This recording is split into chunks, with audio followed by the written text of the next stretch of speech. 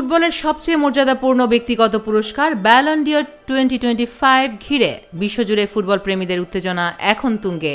সোমবার ফ্রান্সের প্যারিসে থিয়েত্র দ্য শাতলেতে জমকালো অনুষ্ঠানে ঘোষিত হয়েছে এবারের বিজয়ীদের নাম।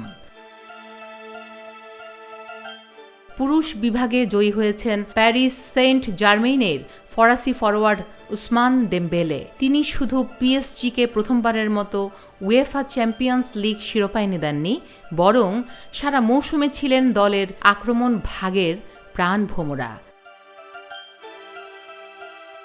এই অসাধারণ পারফরম্যান্সের সুবাদে দেমবেলে পেছনে ফেলেছেন লা লিগা ও ইউরো 2025 জয়ী স্পেনের তরুণ প্রতিভা লামিন ইয়ামালকে। দেমবেলের আগে ফ্রান্সের হয়ে ব্যালন ডি'র জিতেছিলেন Raymond Kopa, Michel Platini, Pierre Papin, Zinedine Zidane ও করিম বেনজেমা। আর এবার সেই তালিকায় যুক্ত হল দেমবেলের নাম।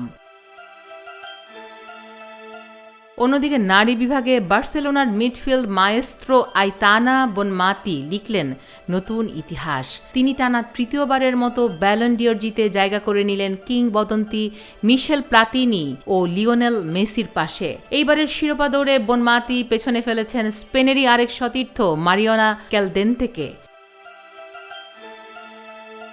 3 বার টানা জয়ে বনমাতি প্রমাণ করেছেন তিনি শুধু নারী ফুটবলেই নয়, গোটা ফুটবল ইতিহাসের এক অসাধারণ অধ্যায়। দেমবেলে ও বনমাতি দুই দিকপাল, দুই অনন্য অর্জন।